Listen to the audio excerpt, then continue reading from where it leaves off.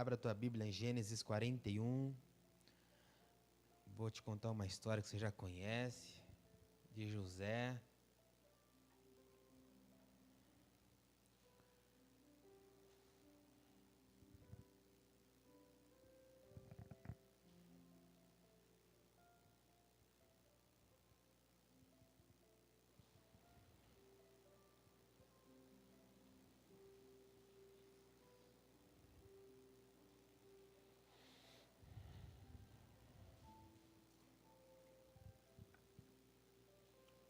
Gênesis 41, versículo 38. 38 a 40 a gente vai ler.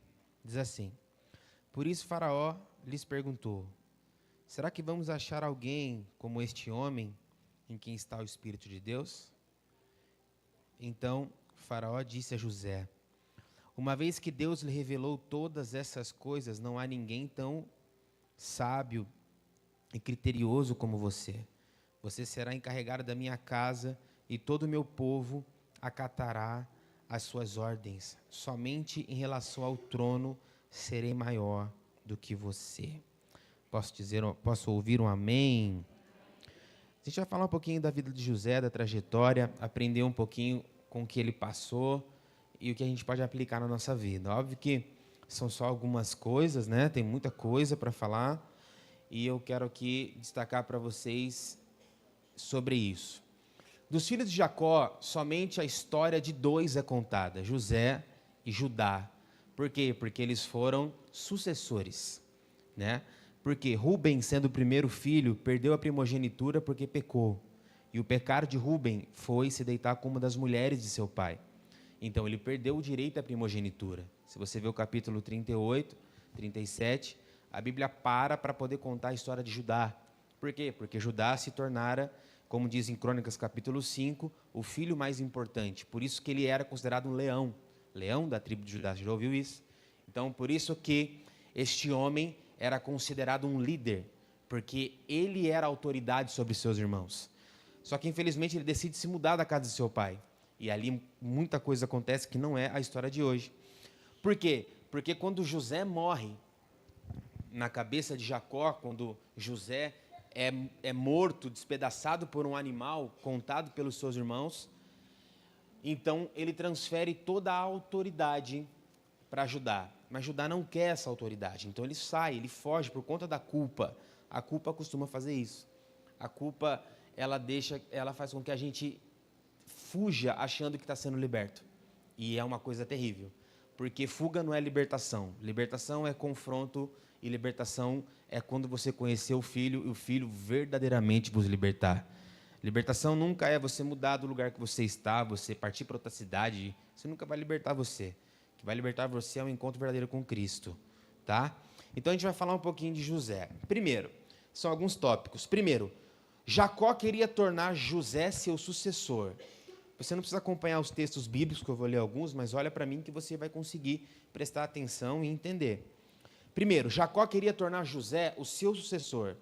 Gênesis 37, versículo 3 diz assim: Israel, que é Jacó, amava José mais do que a todos os seus filhos, porque era filho da sua velhice, e lhe fez uma túnica de várias cores. Primeiro, Jacó queria tornar José o seu sucessor. Segundo, seus irmãos não queriam que José se tornasse sucessor. Então lhes disseram aos seus irmãos: Tu, pois, deveras reinarás sobre nós? Tu deveras terá domínio sobre nós? Por isso ainda mais o odiavam por seus sonhos e por suas palavras. Está no versículo 8 de Gênesis 37. A pergunta é: quem Deus queria que José se tornasse? Então, presta atenção. Primeiro, Jacó tinha um plano para José. Segundo, os irmãos lutavam contra esse plano. Terceiro, Deus tinha um plano. Então guarde sempre isso. Pessoas têm planos sobre você. Pessoas criam expectativas sobre você. E Deus tem um plano perfeito para você.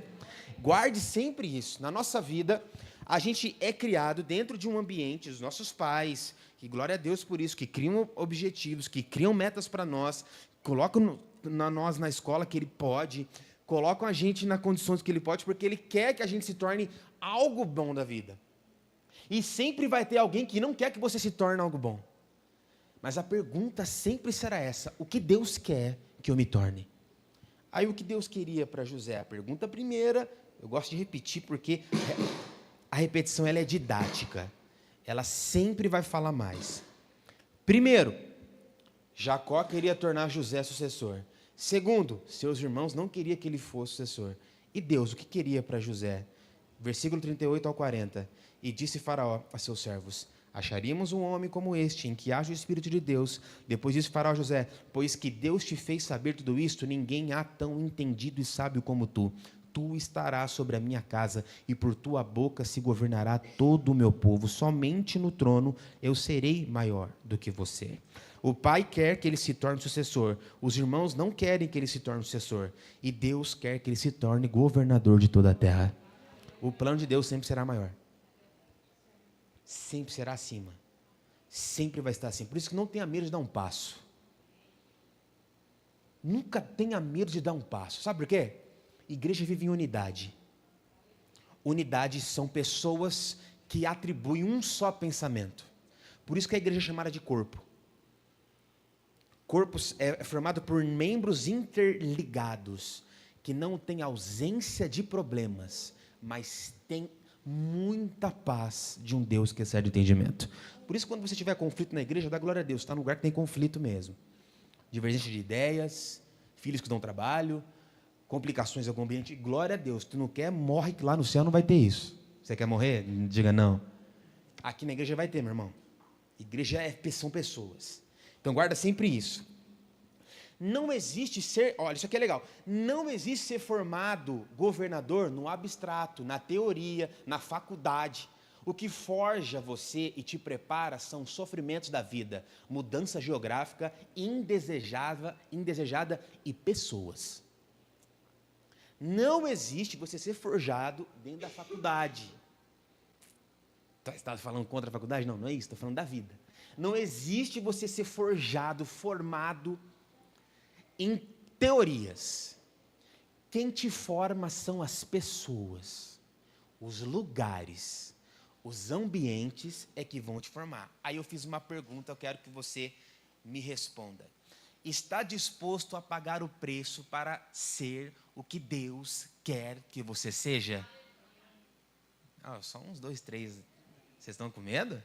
Vou perguntar de novo. Está disposto a pagar o preço para ser o que Deus quer que você seja? Então siga essa jornada comigo. Vamos lá. Eu vou dar sempre uma notícia ruim, mas vou dar uma notícia boa logo em seguida. Então aguenta aí. Vamos lá. Primeiro, o que aconteceu com ele? Ser jogado na cova. E tornaram e lançaram na cova. Porém a cova estava vazia e não havia água nela. O que aconteceu com ele? O que a cova simboliza? Primeiro, cova indica rejeição e abandono. Tu quer? Quer ser rejeitado? Quer ser abandonado? Mas também a cova indica o ponto de partida para uma grande preparação. Então guarda isso. Talvez na sua vida você esteja nesse ponto de início.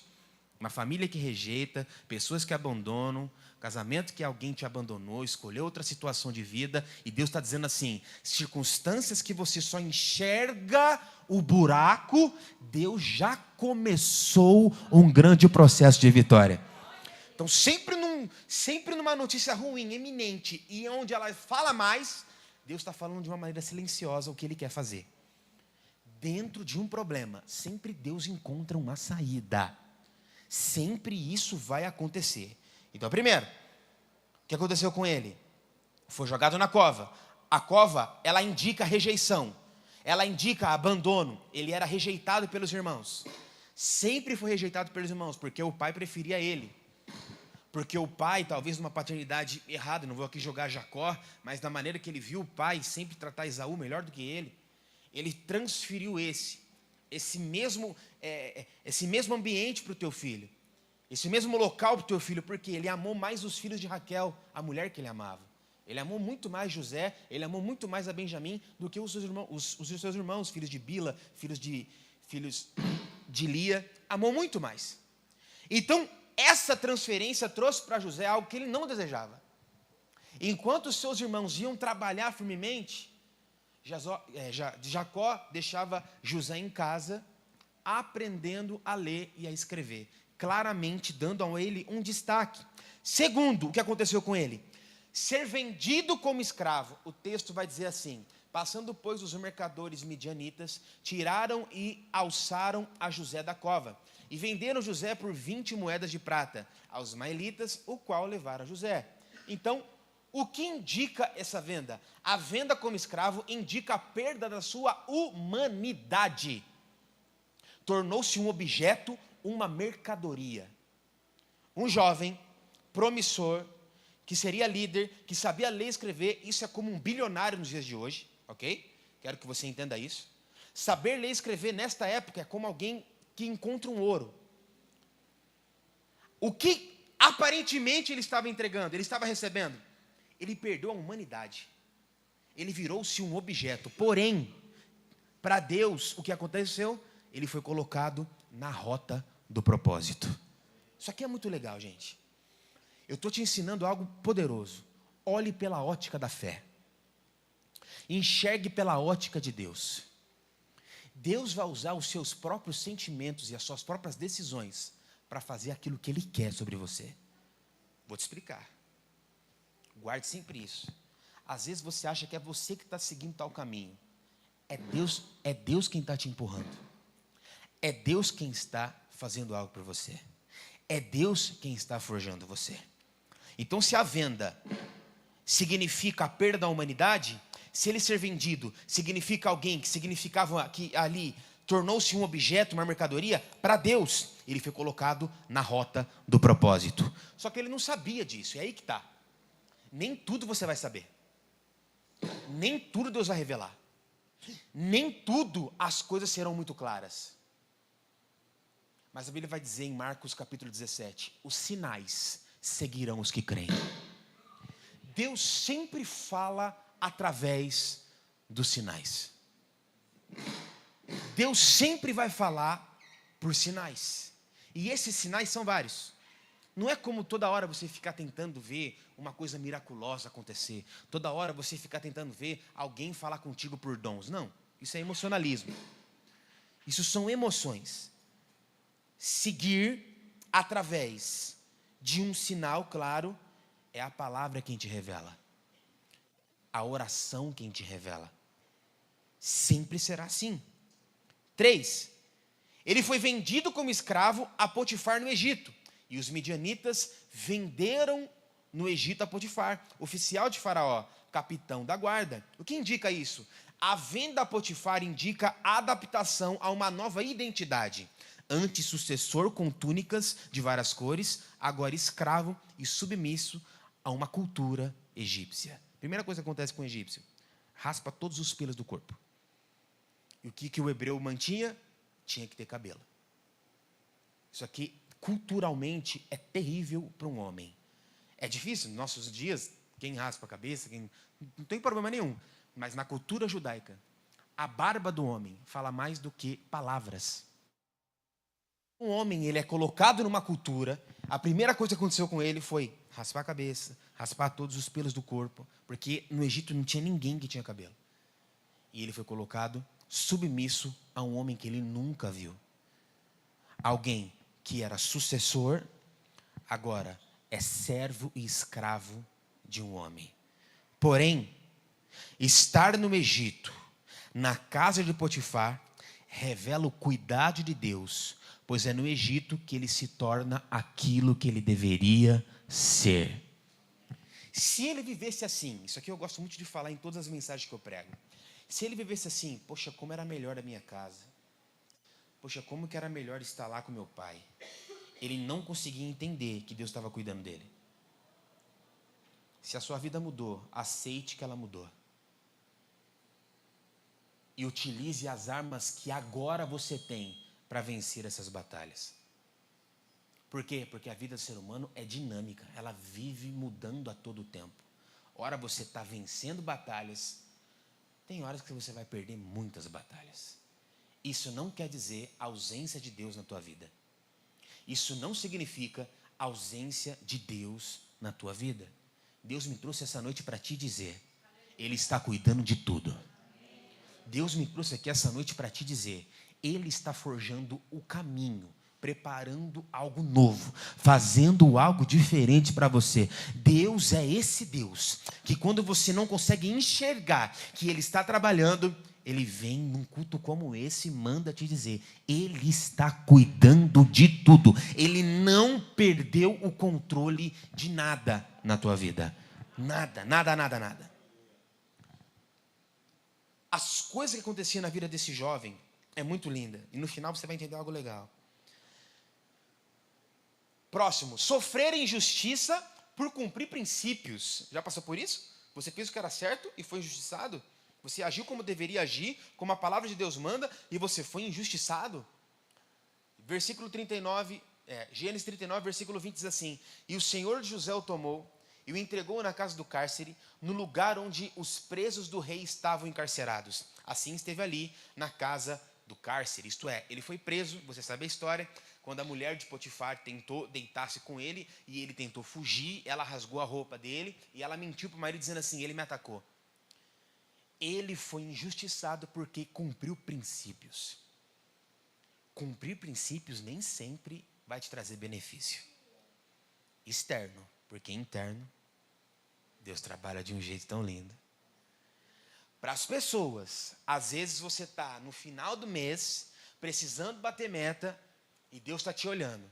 Você vai fazer o que é reto, ou você vai ultrapassar os princípios? Às vezes você está numa negociação que ela é muito benéfica a você, porém ela fere princípios. Às vezes você está numa circunstância muito delicada, mas ela fere princípios. Feriu princípios? Não é de Deus. Feriu princípios? Não é de Deus. Isso sempre, aprenda isso. A prisão por Potifar indica injustiça e humilhação, porém indica o ponto de conexão estabelecida por Deus. No caso, o copeiro do rei e futuramente queria indicar a ele a Faraó. Vou te contar isso daqui. Se José, isso aqui que eu estou falando para você, se José não tivesse sido preso, se José não tivesse sido colocado no poço, se José não tivesse sido humilhado, ele não teria encontrado o copeiro que falaria dele futuramente. Deus trabalha com as ocasiões da nossa vida. Se você não tivesse passado por isso que tu está passando, talvez você não estaria aqui essa noite. Se você estivesse na mesma abundância de alguns anos atrás, você não encontraria Jesus no poço. Lembra da mulher samaritana, no capítulo 4 de João? Ela vai encontrar com Jesus meio-dia. Não é horário de buscar água. Buscar água se busca de manhã. As mulheres iriam de manhã. Por que ela vai meio-dia? Porque existe um segredo por trás. E qual é? Ela vai meio-dia porque tem vergonha da vida que ela tem. Ela vai meio-dia porque ela não quer junto com as mulheres 6 horas da manhã. Por quê? Porque ela já tinha 5 relacionamentos. E esse relacionamento não era marido. Jesus revelou. Se ela tivesse ido 6, ela não encontraria o Rei dos Reis a meio-dia. Aprenda uma coisa. Circunstâncias difíceis faz com que Jesus te encontre no poço. E ali foi um dos diálogos mais incríveis que já existiu. Ele disse para ela, mulher, dá-me água. Como pode tu, sendo judeu, pedir uma água para mim, que sou mulher samaritana? Porque judeu e samaritano não conversam. Ele responde para ela, se você soubesse quem eu sou, você me pediria água e eu te daria água viva.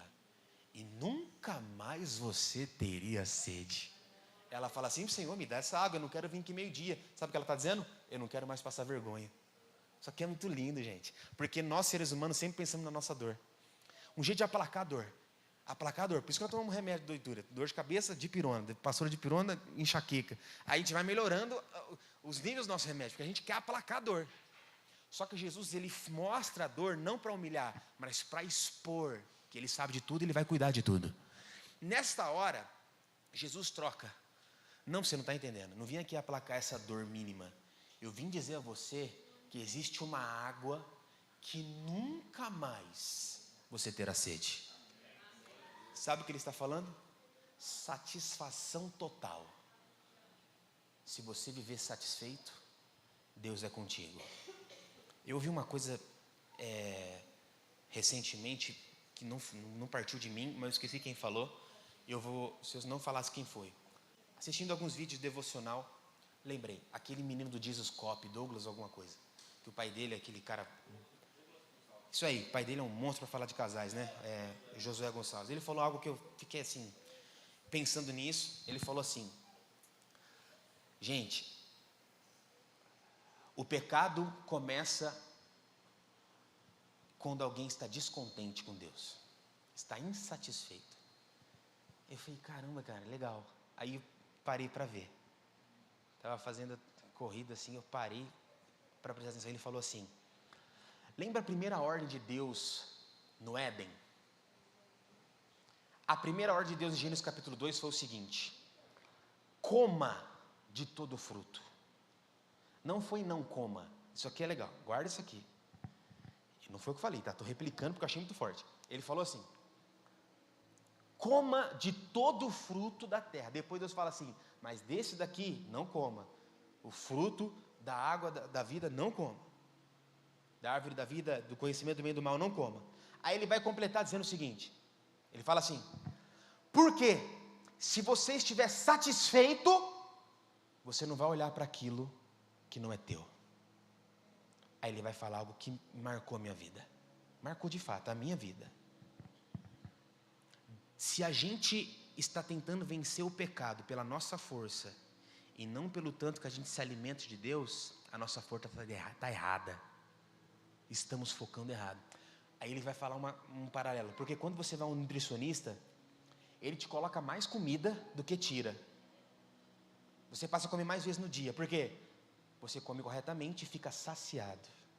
Aí Jesus fala para a mulher samaritana, agora é a palavra minha: se você soubesse quem eu sou, de dentro de você jorraria água que vai jorrar para a vida eterna. Sabe o que ele está dizendo? Eu iria te saciar todos os dias. Você não sentiria falta de nada. Aprovação de pessoas, casamento, filhos, nada se compara à presença desse Deus. Quando ele completa aqui dentro, você vai ser contente, como o apóstolo Paulo disse em Romanos capítulo 13. Sei viver em abundância, mas também sei padecer necessidade. Em tudo estou instruído. Tudo posso naquele que me fortalece. Isso aqui é um princípio que eu tenho buscado na minha vida. Buscado, tá? Não tenho não. Tem hora que eu fico olhando para aquilo que eu não tenho. Por várias vezes eu fico reclamando daquilo que não chegou. Por inúmeras vezes eu fico olhando para aquilo que eu perdi. Porque nós seres humanos olhando sempre para a falta, mas nunca para aquilo que Deus deu. Deus está mandando dizer: você não precisa de nada, você já tem tudo o que você precisa. Não dá para fazer tal coisa, não faça, faça o que você consegue. Não dá para viajar para outro estado, viaja aqui no estado que você está. Não dá para sair da cidade, passeia no CLT. Se você soubesse o dom de Deus e quem está te falando essa noite, você pediria água e Ele do céu te enviaria água viva, e você nunca mais teria sede, e você nunca mais procuraria em outra fonte, e você nunca mais se saciaria em outro lugar. Ei, Deus está dizendo essa noite, Ele é um Deus que quer saciar você. Saciar você. Aleluia. A prisão por Potifar indica injustiça e humilhação, porém indica o ponto de conexão que estabelecido por Deus, no caso, o copeiro do rei, que futuramente indicaria Faraó. Lembre-se, quando Deus quer te abençoar, Ele não te dá coisas, Ele te conecta a pessoas. Guarda isso. Quando Deus quer te honrar, Ele não te dá coisas, Ele te conecta a pessoas. E essas pessoas vão te colocar onde Deus quis que você estivesse. Presta muita atenção, quando uma pessoa começar a aproximar de você, alguém viu, ou Deus ou o diabo, você vai ter que ter discernimento. Mas foi um dos dois. Se a pessoa não tiver interesse no que você tem, está nem aí porque você tem. Se a pessoa tiver interesse no que você é, veio de Deus. Não estou dizendo que coisas não são bens de Deus, preste muita atenção. Glória a Deus, que Deus sempre te dê coisas que te saciem. O que eu estou dizendo é, Igreja é para que as pessoas se conectem, se amem e aprendam um com os outros. Não se julguem e pequem entre os outros. Porque em 2 Coríntios capítulo 6, o apóstolo Paulo vai condenar um pecado que está na igreja, absurdíssimo, de incesto. E ele vai falar de maneira, exclua, entregue a Satanás, porque ele não quis ser, tem uma palavra que eu esqueci, ele não quis ser corrigido. Acontece. José, ele foi esquecido por quem o ajudou. Gênesis 40, 23, o copeiro mor, porém, não se lembrou de José, antes se esqueceu dele. Sabe aquela pessoa que você ajudou, que você tem certeza que essa pessoa vai te ajudar? Ela não vai. Não vai. Ela é mais ou menos assim, quando ela quer algo de você, quer um dinheiro emprestado, ela te manda mensagem todos os dias. Quando ela quer uma indicação, quando ela quer alguma coisa, ela está falando contigo direto. Passou essa fase, você nunca mais vê o cabra. Tu nunca mais vê. Para você aprender a parar de ser emocionado e honrar os domésticos da fé, como Paulo ensinou em Efésios. Honre primeiro os domésticos, isto é, os irmãos da fé, a família da fé, que nós estamos juntos. O José revelou o sonho, José disse o que ia acontecer, José, ajudou o copeiro a voltar ao palácio. O que o copeiro fez? Esqueceu dele, por 2 anos. O que indica? Esquecido pelo copeiro, indica ingratidão. Alguém já passou por ingratidão na vida? Porém, indica o governo de Deus sobre o tempo. Eu amo isso. Foi Deus quem fez isso, porque não era o tempo certo. Foi Deus quem fez isso, porque não era o tempo certo. Se a gente focar que ele foi ingrato, se a gente focar que ele recebeu ingratidão, nós esquecemos que Deus é soberano sobre todas as coisas. E aí que mora o perigo do crente. Se Deus é soberano sobre todas as coisas na sua vida, o que está acontecendo agora foi Ele quem determinou. Óbvio que ações têm reações, plantações têm colheitas, ok? Estamos de acordo com isso. Você plantou uma situação, por isso você está vivendo isso, e amém. Porém, Deus não perde o controle de nada. Nunca tenha medo de transicionar, porque é Ele quem manda fazer tais transições. É Ele quem fala. Por quê? Porque não tem como compactuar com o que é errado. Porque não tem como ficar, mesmo você paga o preço. Eu conheci uma pessoa, alguns anos atrás, e essa pessoa, ela perdeu um emprego assim, dos sonhos, porque ela foi obrigada, pastorzão, a fazer algo que ia contra os princípios. Ela falou, não, se você não for, então você vai perder o cargo. Tá bom, perdeu o cargo. E até hoje, ela não tem o mesmo emprego, só que ela é contente. E contentamento não é felicidade, contentamento é você estar saciado de Deus. Felicidade é passageira, você tem hoje, amanhã você não vai ter. Agora, contentamento, sabe por que Judas traiu? Porque ele não era contente. Sabe por que João ficou até na cruz? Porque ele precisava morrer, para ele não estava nem aí, porque ele estava satisfeito com a presença de Jesus.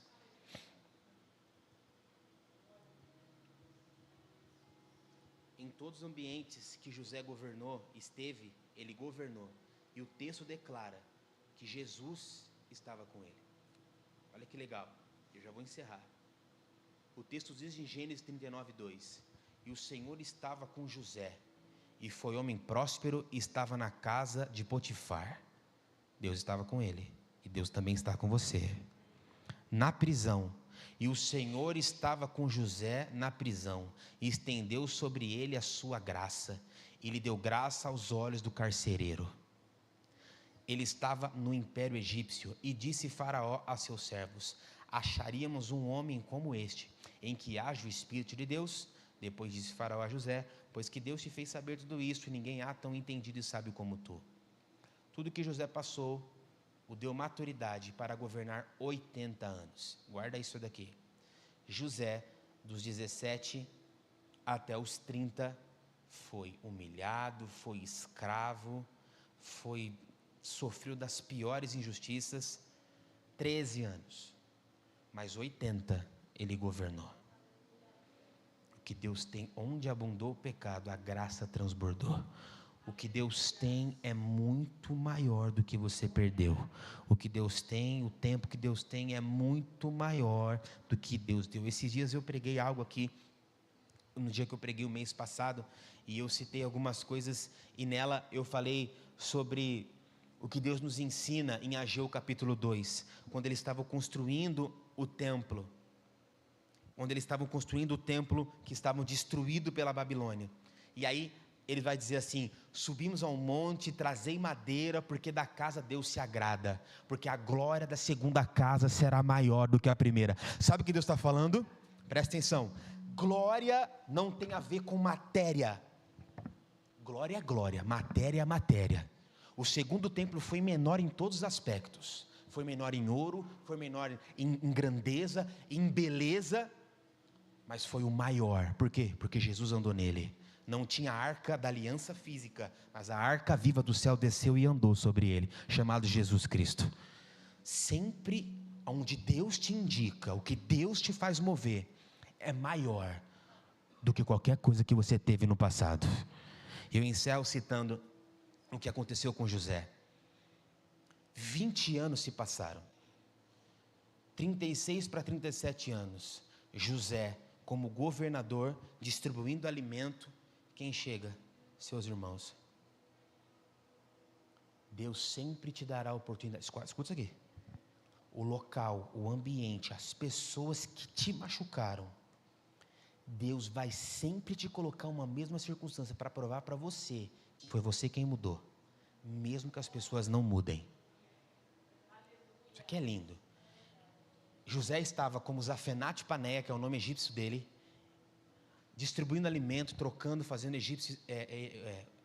o Egito enriquecer. Quem aparece? Seus irmãos. E o que eles fazem? Se ajoelha, lembrando do capítulo 37, quando ele sonhou. E eles falaram para ele assim: eis lá vem o grande sonhador. Quando ele se ajoelha, o texto vai dizer: e José se lembrou do seu sonho. Imediatamente José faz o seguinte: manda prender todos eles. São espiões da terra. Prendeu eles. E aí ele fez um teste. Deixou Simeão preso, porque era o pior de seus irmãos. Simeão e Levi eram os piores. Mandou matar uma cidade inteira chamada Siquém, porque eles violaram a sua irmã Diná. Lê a história, é muito linda. E aí aquela loucura. Aí ele faz um teste. Eu quero que vocês tragam o teu irmão mais novo. Eu quero que vocês tragam o teu irmão mais novo. E eles: não, meu pai vai morrer. E aí entra a história de Judá. Resumindo, no final, quando eles fazem todo o negócio com os tons dos seus irmãos, depois você lê, ele coloca uma taça de prata, ele finge toda uma circunstância para ver se os irmãos mudaram. Todos os irmãos diante dele, Judá vai falar algo que mexe com a gente. Judá fala assim: eu me coloquei por fiador e disse ao meu pai: a minha vida eu darei no lugar do moço, isto é, do Benjamim.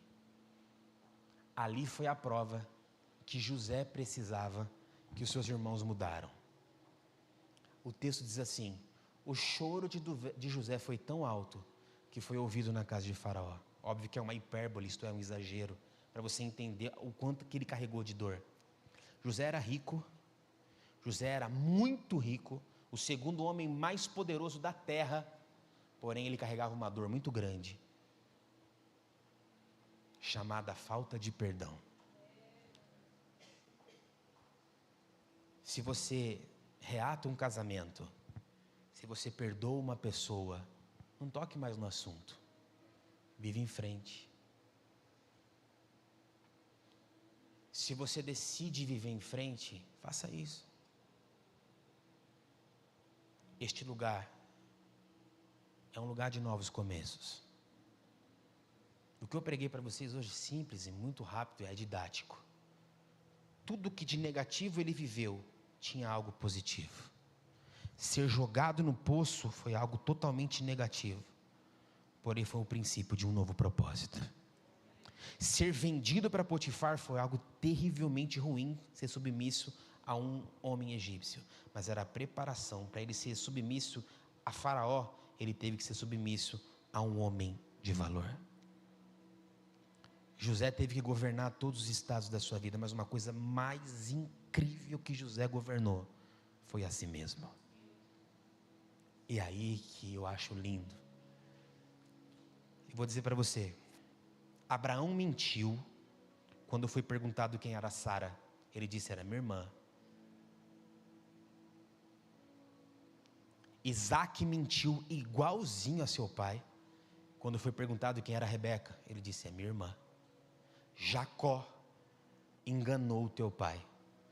Nós não encontramos nada de errado em José. E aí eu vou te dizer algo mais poderoso ainda. Deus falou com Abraão, Deus falou com Isaac, Deus falou com Jacó e nunca falou com José. Sabe por quê? Deus não precisa ficar falando com quem o procura. Ele fala na palavra. Que venha um varão até mim e me revele. Para com essa criancice. Cresce. Que venha alguém e aponta o dedo na minha cara. Para com isso. A igreja mais rica e a igreja mais cheia de dons era Coríntios. A mais cheia de B.O. Dá uma lidinha. Chega lá, começa a ler. Divisões na igreja, dizia que quem era pastor era Apolo, o outro era Cefas, que significa Pedro, outro era o próprio Paulo. Aí Paulo vai dizer assim: foi Paulo crucificado? Foi Pedro que morreu por vós? Cheio de riqueza, cheio de glória e cheio de problema.